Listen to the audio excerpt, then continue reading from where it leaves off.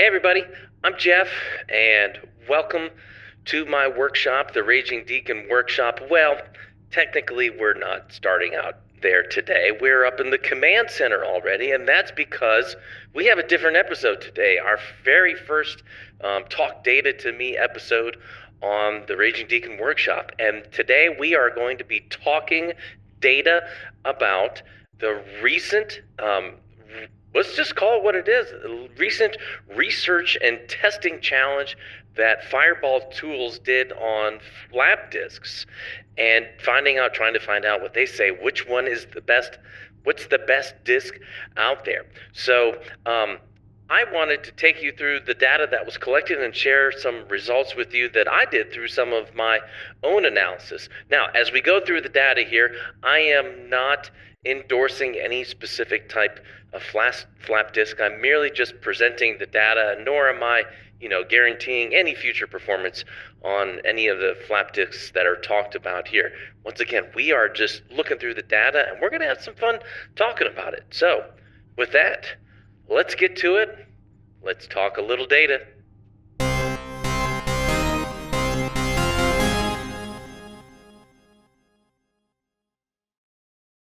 Hey friends, it's Jeff. No surprise. I'm in the editing room right now, and I wanted to quickly say that I made a decision in this video that I made the assumption that most of the audience that would be watching this probably hadn't watched all of the Fireball Tools videos about flap disks. And so I am going to take the time to review Fireball Tools flap disk methodology just to explain what they did so it makes sense. If you watched all the videos or would rather just skip over all the methodology, right over here is the time code that you can skip to where we get right into talking about the data. So if you want to do that, listen, I'll see you there in the future. Otherwise, come on, let's go have a little fun.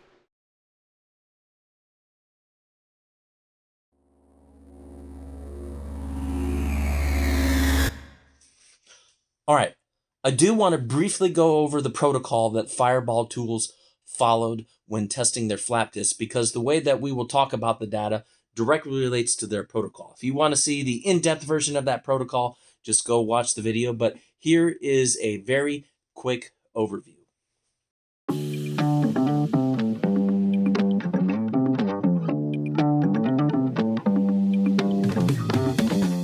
All right, Fireball Tools tested 32 different types of flap disks.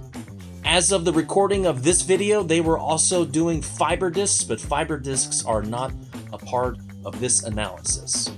Each model of disk was run through 6 separate tests, with the exception of the Warrior disks. The Warrior disks only got 4 tests.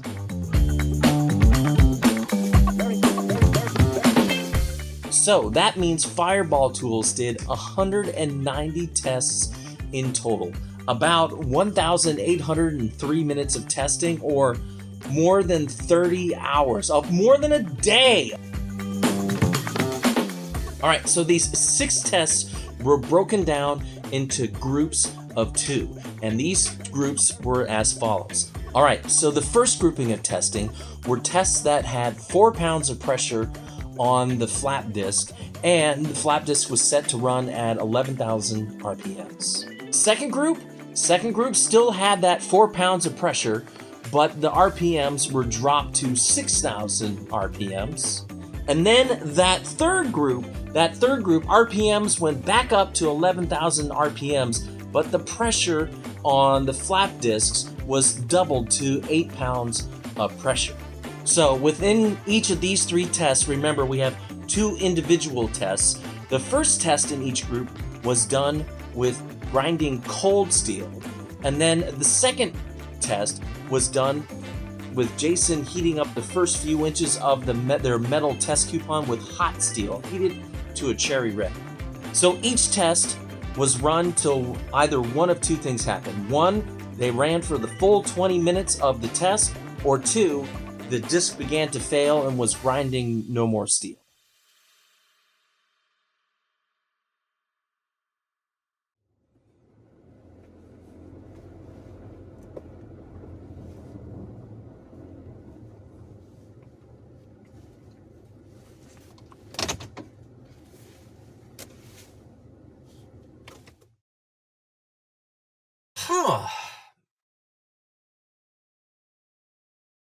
Man, that's a lot of tests. 190 tests, a lot of recording. I wonder how Fireball Tools reported that out to everybody.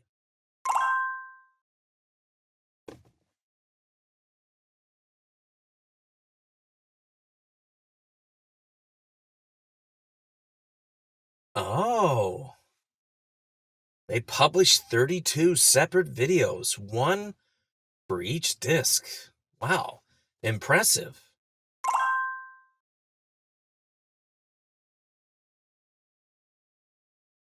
Yeah, I agree.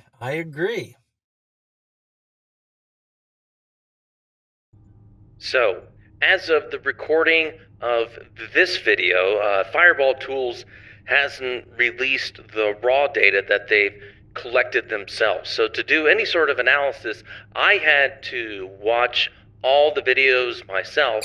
So, as you can see over here in the old dramatic recreation of this activity, you can see that it was an involved and intense and at times mind-numbing process of watching all these videos. So, let me briefly talk a little bit about my data collection methodology. As numbers were reported, I entered those numbers in the spreadsheet. Most of the time, Jason reported exact numbers. So if he said that a disc lasted for, say, 9.5 minutes, I recorded 9.5 in my spreadsheet in the time column. Now, sometimes he didn't report exact numbers. He would say things like just under 9 minutes. So in that scenario, just under 9 minutes, I recorded 9 minutes in the spreadsheet. Similarly, if he said something like just over 9 minutes, I recorded 9 in my spreadsheet. And there were a few instances where Jason didn't say a number. So he would say something like, and on the next test, we notice even slightly worse results, and reported no numbers. So it was in that case that I had to go to the video, and they usually provided a chart that had, the material removed and the time on it, and I would have to go and estimate using from the chart. So that was the methodology that I followed for recording the data for this analysis. Jason and his team, one of their goals that they stated throughout all of their videos was cutting through the noise.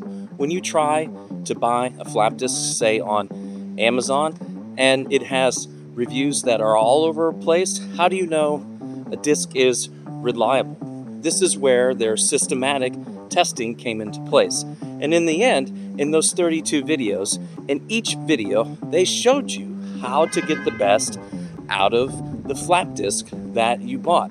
Which brings me to my point. They produced 32 excellent videos on those individual flap disks, but they did not do an overall analysis, an aggregate analysis of overall performance of how disks performed in each of those tests.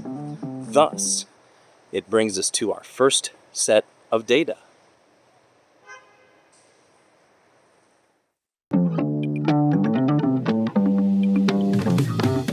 All right, so let's bring up our first set of data here. We'll put it right up there. And we're first going to look at our 4-pound, 11,000 RPM hot and cold tests together. We can see that on average in those tests that the flap disk lasted just around an average of 7 minutes, from 6.8 to 7 minutes. And that on average they ground off just a little bit above 5 inches of material, 5.3 to 5.4 inches of material. If we bring up our next test up on the screen, which would be our 4-pound hot and cold at 6,000 RPMs, we can see that the results, they got slightly better. We saw that on average, the flap disks lasted just around 8 minutes, 8.1 to 8.4 minutes in those tests, and the discs ground off somewhere between 5.9 to 6.3, so around 6 inches of materials on average for those tests.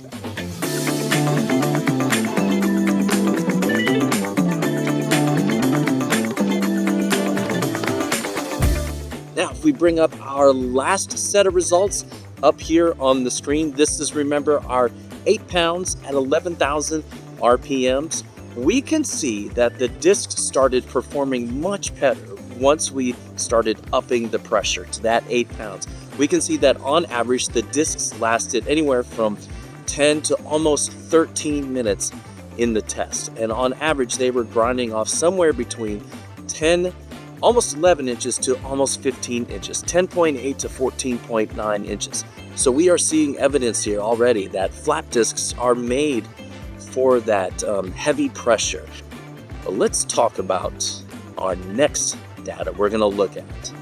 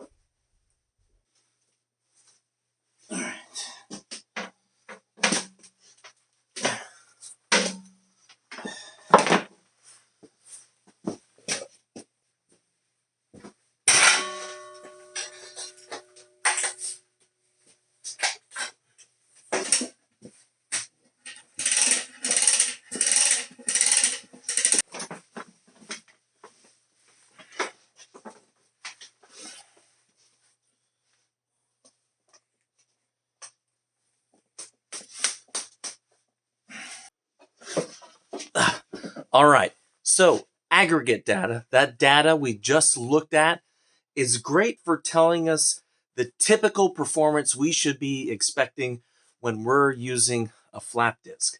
Now, what aggregate data does, though, is it doesn't tell us the entire story. It kind of hides the variation. And the variation is where we find our outliers and things like that. And that is where the interesting data is at. So let's look at that.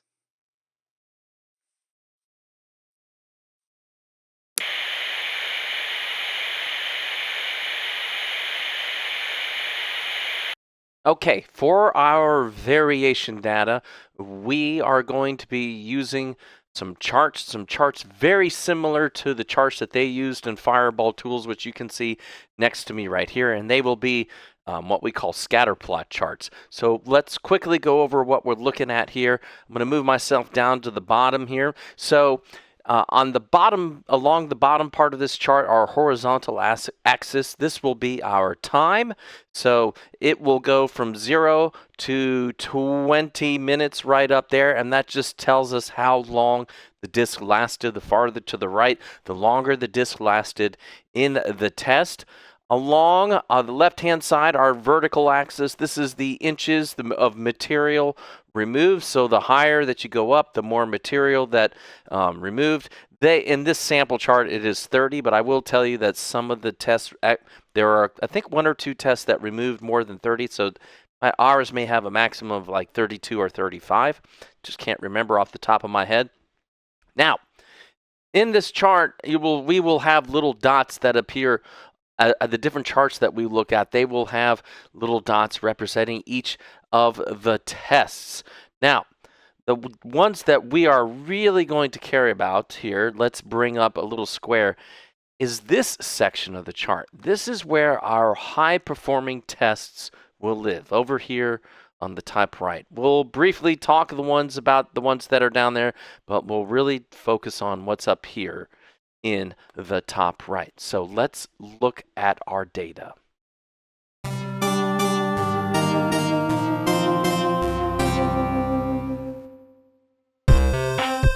All right, so our first set of data we will look at will be for our 4 pounds of pressure at 11,000 RPMs, and we are looking at both hot and cold data. So any circle that is blue, that is cold data. Any circle that is red, that is a hot test. So blue, cold test, red, hot test. Now, as you can see, our dots, oops, I didn't mean to do that yet. Let's move me real quick. down over here. There we go. Now, I think what we can see is we roughly have 3 groups. We certainly have a bunch of our discs down here in the bottom left-hand corner in that sort of poor performing disc area. And then we have another group that I will call group 2 right here. These are sort of mediocre discs. They did okay, you know, certainly better than the poor, but they're not in our high performance area. But, and let's bring up our last circle here, we have outliers. It looks like we have about 3 outliers right up here in that high performing section of 3 discs. Now it may be more, maybe some circles are on top of each other. We will see that when we get to our final chart. 2 of them lasted 20 minutes, the full 20 minutes over here. One probably lasted 18, and one ground off, we're gonna call it, I think it was about 32 inches of steel. So pretty amazing performance. So we've already found some fascinating information there. Our outliers, our variation, the data is teaching us something. So some great outliers, and we'll find out who they are at the end here. All right, let's move on to our next set of data. This is our 4 pounds of pressure at 6,000 RPMs. And once again, we're following the same color scheme. So our blue triangles are our cold tests, and our red triangles are our hot tests.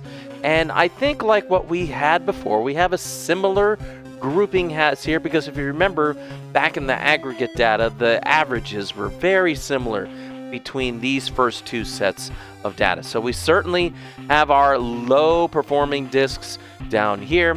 We have our mediocre discs right here in the next group.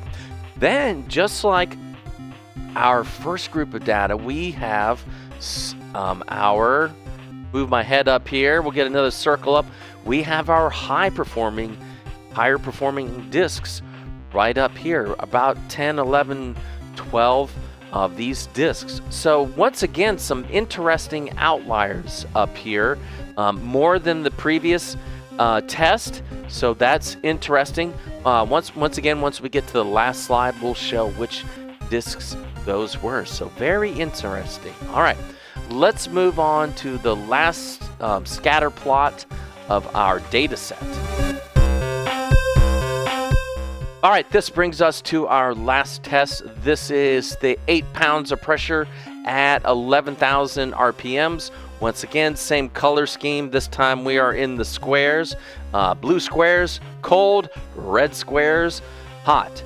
And once again, I think we're seeing that pattern repeat again. We have got a set of low performing discs right down here. Now, this is what surprised me a little bit, because if you remember back to our aggregate data, the 8 pound pressure aggregate results, averages, were the highest of all of the tests. But yet, we have poor performing discs over here. I mean, I'm not surprised that we have poor performing discs. There are always poor performing discs. I'm just a little surprised by the numbers. You may not be. I was a little surprised. Then we also have, once again, what I'll call the mediocre group right here. And then, once again, I was kind of surprised by the mediocre group. But then we have a good number here. Let's get me out of the way, maybe just a little bit up here. We have a good number of high-performing discs up here in this last group. So that is what really brought our aggregate data, our averages, up on that first set of data that we looked at. So, all right, let's take a look at what all of the discs were in our various high-performing categories, because I think we might find something interesting in there as well.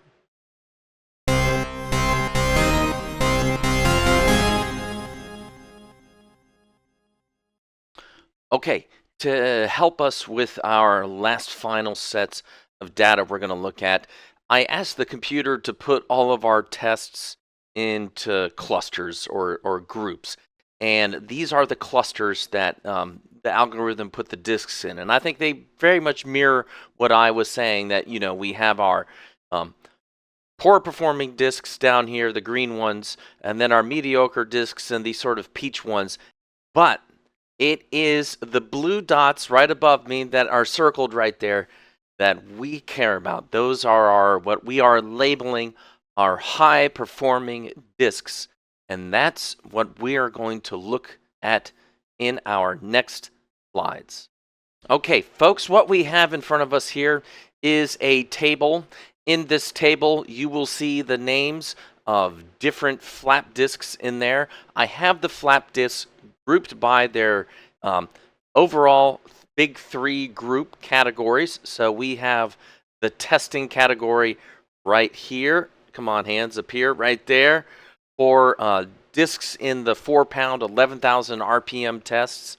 Then these next set of data right here above me, these are discs in the 4 pounds at 6,000 RPMs, the data from that. And then our final one are discs, results from the discs in the 8-pound, 11,000 RPM category. Within there, you'll notice that then there are 2 sub-columns. So each column has a cold column and a hot column. So you'll see that repeated right there. Cold, hot, cold, and hot. All right there.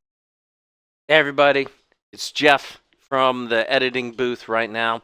I forgot to mention something about this chart. You'll notice that after each of our discs up there, you'll see 2 numbers separated by a slash there. And what that is the time and material. So how long it lasted in the test and the amount of material removed. So, for example, on the Hercules, this first one right here, it lasted the full 20 minutes and removed 25 inches of material. And in the hot test on the Hercules, it lasted once again the full 20 minutes and it removed 31 inches of material. I forgot to say that in my video. I just wanted to make sure. Time / material. Time lasted / the amount of material removed. That way you can see the actual performance of it. All right, back to recorded, Jeff. When a disk's name appears in a column, it means it fell into the high-performing disk category. And you will see here shortly that it is certainly possible that a disk appears multiple times across the high-performing disk category. Because remember, each disk got 6 tests. Let's talk about some trends that I noticed. So before I talk about what you see down here, these flap disk generalists, let me just tell you, I am just giving you some of my observations. It is not a complete set of observations. In fact, I encourage you to look through this data for yourself and to make your own observations as well. But here are a few things that I found interesting. So in this data, I think we have what I'm calling some flap disk generalists. So let's highlight some data up here. You know what? Much as we love or hate Harbor Freight, look at that Hercules flap disk appearing in 5 spots across our entire data set here in the high performing disk category, with its best performance being over here at lower pressures at the 4 pounds, 11,000 RPMs. All right, let's look at another disk flap disk generalist. Let me pull that one up as well. Combat abrasives, once again appearing in every category. It seemed to do very well down in the low pressure categories. It dropped down a little bit of performance, only lasting 11 minutes, but still removing 21 inches of material. All right, next we have what I'm calling our low and slow category. And in the low and slow category, we've got the 3M Cubitron disc. It's performing very well, lasting the whole 20 minutes when running at that low RPM and grinding off 23 and 26 inches of material. All right, this one I am just calling designed for heavy pressure. I'm just going to go back to our first aggregate data. It seems that in general, not seems, the data say that in general, flap discs are designed for that heavy pressure. So we see in the 8-pound category a lot of discs appearing in that high-performing disc category once we get up to that 8 pounds of pressure. And specifically, what I wanted to highlight here is that these discs, the one that I highlighted, they don't make an appearance in our high-performing category until we get that high pressure on them. So they should not be in any other columns here. They only appear once we get up to that high pressure. So, implying that, if you're that if you're that professional working with your metal all the time and you are grinding and grinding and grinding, these are probably the discs for you.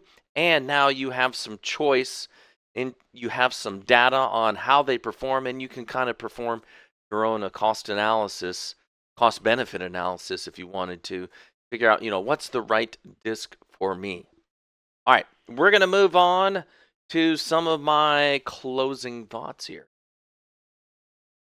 Hey everyone. So, my final thoughts here. First, that in general, from that data, we've learned that when we're working with flap discs, that really they work the best with that heavy pressure on there. We saw in the aggregate results that 8-pound pressure, got us the most material removed, and the discs tended to last the longest.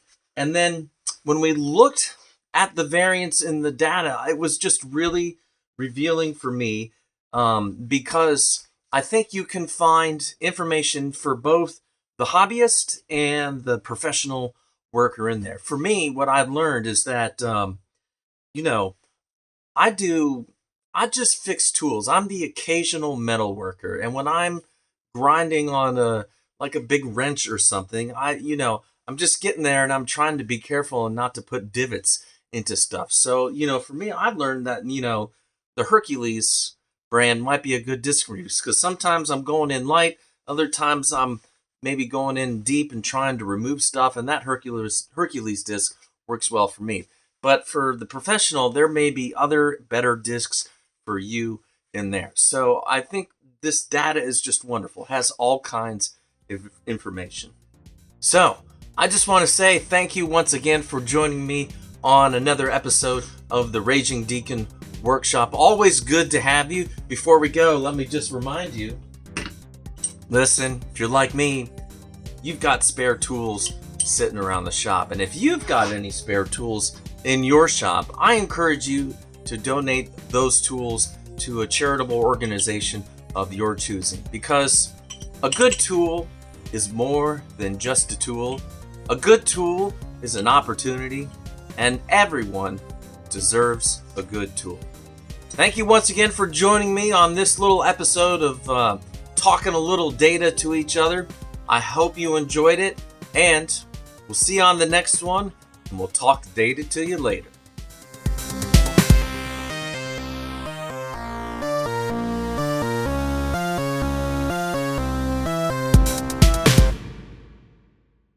Whew, 190 tests. Man, that's a lot of tests and a lot of recording.